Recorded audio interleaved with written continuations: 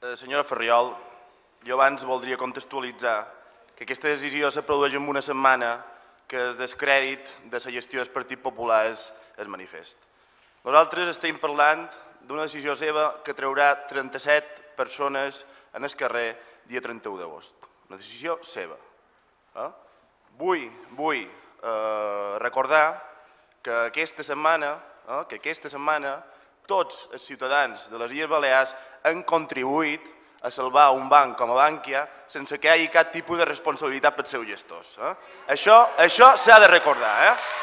Això s'ha de recordar.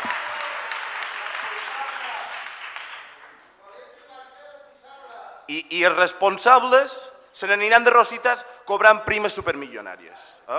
I això ho pagant tots. També hem de dir que tots han pagat que se concertin escoles de l'Opus Dei que segreguen els nins per sexe. 12 milions d'euros. 12 milions d'euros. Aquesta ganivetada de treure 37 persones en el carrer, incomplint les promeses del Balda de que vamos a dar trabajo a todo el mundo, sí, claro.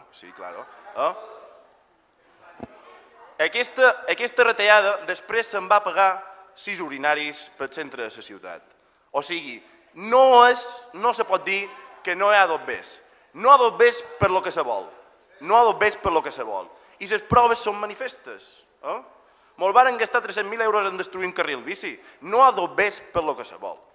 L'educació pública de 0 a 3 anys, en tots els països desenvolupats del nord d'Europa, és una mostra inequívoca de desenvolupament d'una societat.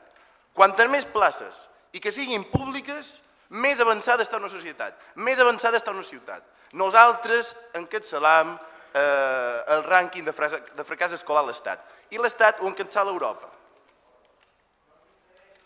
Jo, la veritat, senyora Farriol, m'agradaria que reconsiderés tot això, perquè quan xerram d'educació, vostès només mercadegen en xifres.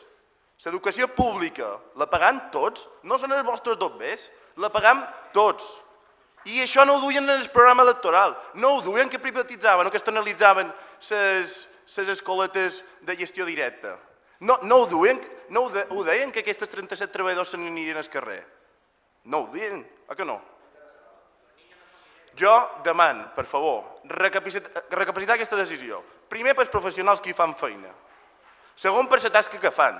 Tercer, per les famílies. I quart, per la dignitat, per favor, per la dignitat de la política, que ja està bé,